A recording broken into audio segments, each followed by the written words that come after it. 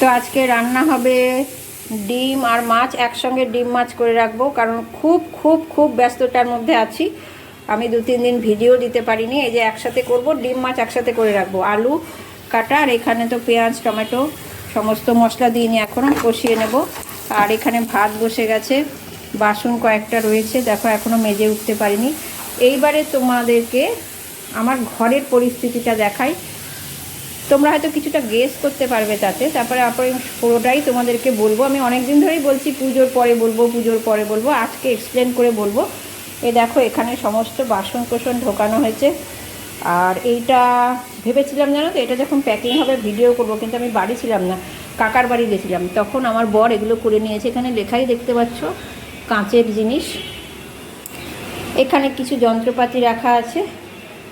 আর তোমাদের সমস্তটা বলছি আমি, এখন একটু ব্যস্ততার মধ্যে আছি তো। ভাই এখানে ফোন দেখছে দেখো। আর ভাইয়ের খাটের তলাতেও কিছু প্যাকিং করে রাখা হয়েছে। এটা মায়ের ফটোটা বেরিয়ে আছে জানো, হট করে মুখটা দেখলে কেমন একটা লাগছে না। ফটোটাটোগুলো এখানে রেখেছি। আর ব্যালকনিতে দেখো, আমার এক্সপ্লেন করতে আনন্দও আছে দুঃখও আছে, দুটো মিশ্রিত ব্যাপার। এখানে সমস্ত কাগজপত্র, এগুলো গঙ্গার ধারে গিয়ে ফেলে দিয়ে আসবো। আর এখানে আমার বরের এগুলো নিয়ে যাওয়া হবে, বরের এই যে কোম্পানির কার্ড আছে এগুলোর মধ্যে, হ্যাঁ ওর কার্ড। আর এবার এখানে দেখাই, এসিটাকে খুলে ফেলা হয়েছে। সমস্ত কিছুই ভেবেছিলাম আমি ভিডিও করব, কিন্তু না ভিডিও আর করতে পারিনি এত তাড়াহুড়োর মধ্যে। তো ভিডিও করতে পারিনি যখন, তোমাদের এভাবে ভিডিও করে দেখিয়ে দিলাম। আর বাকিটা বলবো একটু পরে বলবো, কারণ আজকে আমাকে আবার পোস্ট অফিসেও যেতে হবে। তারপরে আমি না আমার বরকে বলেছিলাম কি যে বাজার করে নেব, অনলাইনে করতে হবে না। তো ও বলছে না, দাঁড়ো আলুগুলো দিয়ে নি এখানে। ও বললো যে না, যে অনলাইন থেকে আনিয়ে নাও, এত টানা হিচড়ের মধ্যে আর যেতে হবে না। তো চলো আপাতত এখন রাখছি। আজকে আমি পুরোটাই তোমাদের কাছে বলবো। আমি বারে বারে তোমাদেরকে বলেছিলাম যে ব্যস্ত আছি ব্যস্ত আছি, কখনো বলেছি মন মেজাজ ভালো নেই, দুঃখ আছে, সবই আছে, কিন্তু তার মধ্যেও হাসি খুশি কথা বলি। তো চলো এখন রাখছি। আশা করি ভিডিওটা যদি আজকে শেষ করতেও আমি না পারি, হয়তো 2 দিনে একটা ব্লগ আমাকে দিতে হবে এমন পরিস্থিতিতে। তো তোমাদের কাছে আমি সমস্তটাই জানাবো, দেখতে থাকো, সঙ্গে থাকো। তো বন্ধুরা, আজকে একটা জিনিস ভুলে গেছি, সরি, ক্ষমা করে দেবে নিশ্চয়ই ভালোবাসার টানে। তা আজকে আমি উইশ করতেই ভুলে গেছি। তো উইশটা করে নিই, তারপরে কাজকর্মগুলো করি আর শুরু করি। এখনও শুরুই করতে পারিনি কাজকর্ম, ঘর দুয়ার পুরো ধুলো হয়ে আছে, এরকম ধুলোই এখন চলবে। তো গুড মর্নিং বন্ধুরা, welcome back to my channel. আশা করি সবাই ভালো আছো, সুস্থ আছো, আনন্দে আছো। আমিও ভালো মন্দ দুটো মিশিয়ে ভালো আছি, ঠিক আছে। চলো এটুকু বলে দিলাম, পরে আবার আসছি।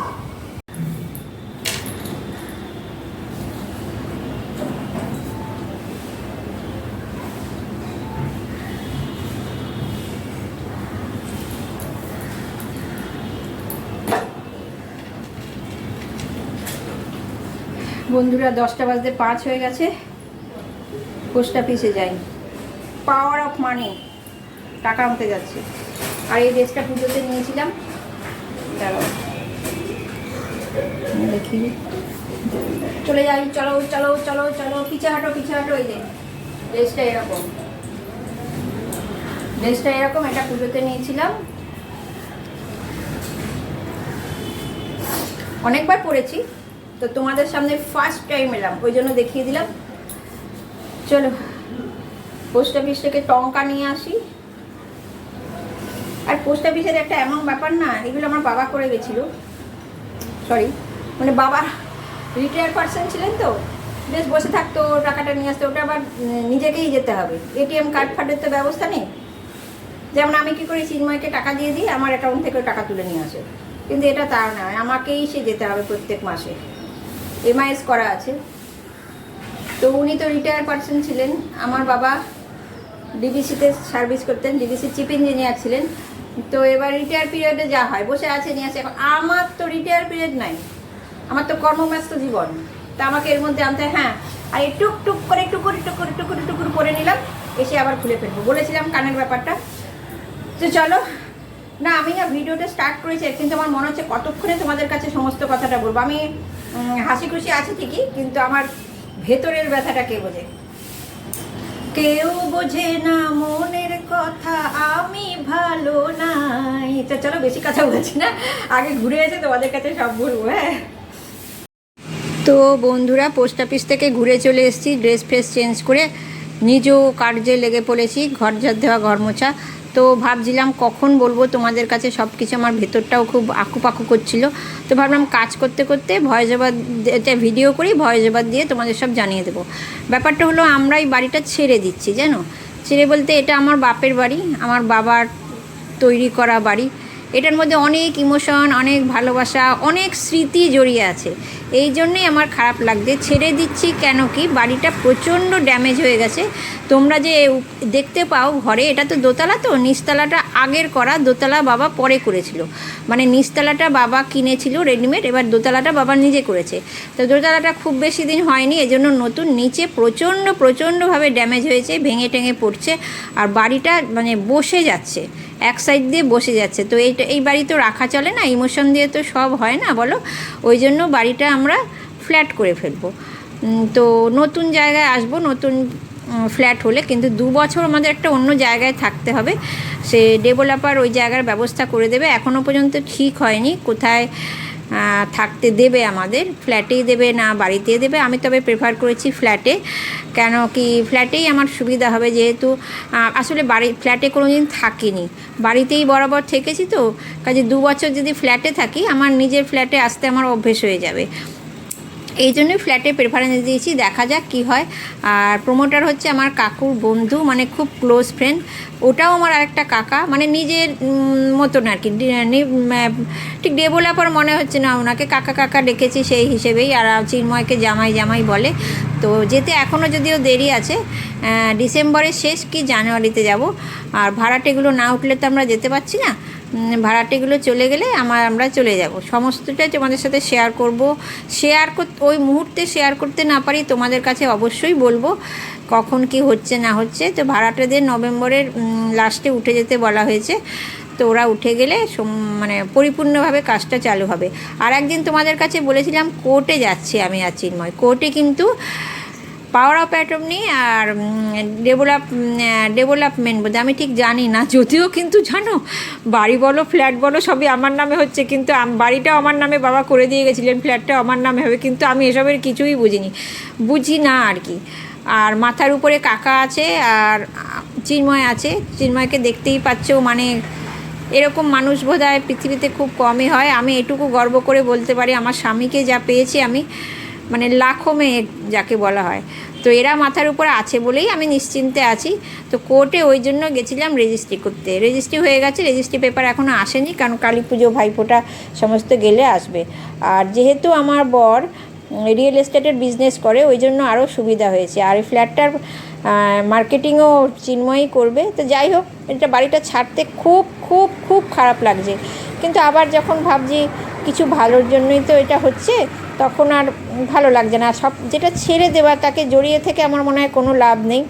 হ্যাঁ, আমি খুব হাসি মজা করতে ভালোবাসি, হাসি মজা করিও। এই একটু আগেও তোমাদের সঙ্গে হাসি মজা করেছি, এইভাবেই আমি চলতে চাই। আর একটা কথা হচ্ছে, আমি খালি ভাবছি জানো তো, এত আগে থেকে কেন গুছাচ্ছি তাহলে বলবে তো, কারণ একটু একটু করে এগিয়ে যাওয়াই ভালো। একবারে হুড়মুড় করে করলে না অনেক জিনিসপত্র নষ্ট হতে পারে। শোকেসটা খালি দেখেছো নিশ্চয়ই, আমি কি দেখিয়েছি না? বাসনের শোকেসটা দেখাইনি, এই ভিডিওর মধ্যেই দেখতে পাবে। বাসনের শোকেসটা পুরো খালি।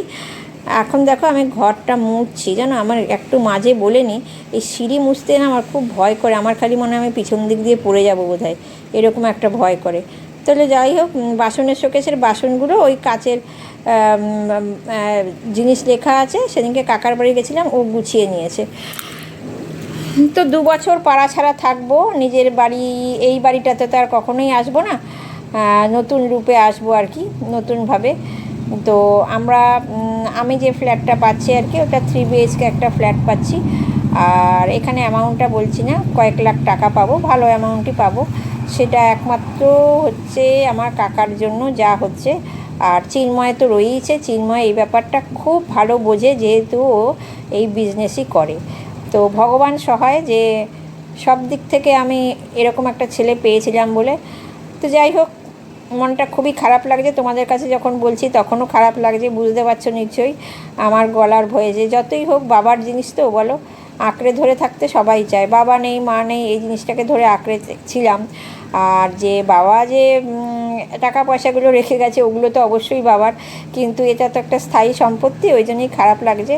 আর বিশেষ করে হঠাৎ করে আমরা ডিসিশানটা নিলাম কেন জানো, আমাদের নিচে যে কাকিমা থাকে ওনার ছেলে ছুঁয়েছিল ঠিক তার মাথার পাশ দিয়ে, জানলার কি বলে ওটাকে জানি না, উপর থেকে যাই হোক একটা সিমেন্টের চাই ভেঙে পড়েছিল। আর একটু হলেই ছেলেটার মাথায় পড়তো, মানে বিরাট বড় বিপদ হতো।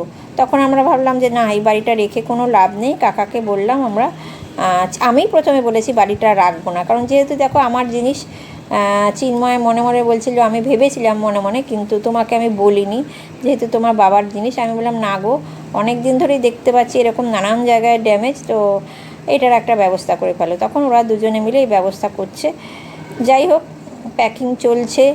আর হ্যাঁ, এসিটা নামানো হয়েছে, এসিটা না আমরা বিক্রি করে দেবো। আর চিন্ময় বলেছে যা যা ফার্নিচার পারি যতখানি পারি বিক্রি করে দিয়ে যাব, নতুন ফ্ল্যাটে নতুন জিনিসপত্র নিয়ে ঢুকবো, তাহলে খুব ভালো লাগবে।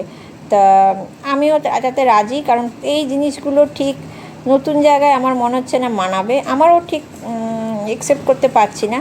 এইগুলো একটু পুরনো টাইপের আর কি। নতুন ফ্ল্যাটে আসবো, নতুন রূপে আসবো, নতুনভাবে আসবো।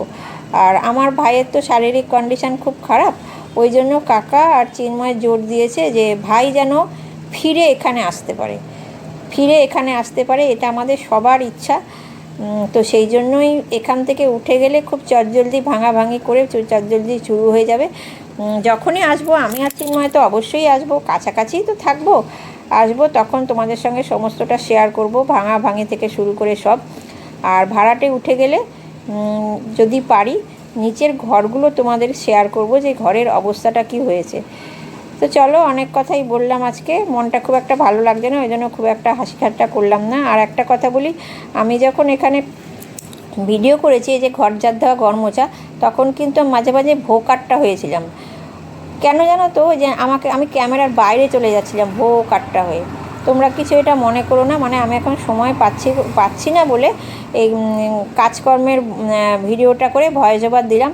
বলতে গেলে না, এটা মনে হচ্ছে না ঘর ঝাড় দেওয়া ঘর মোছার একটা ব্লগ হয়ে গেল, তাই না?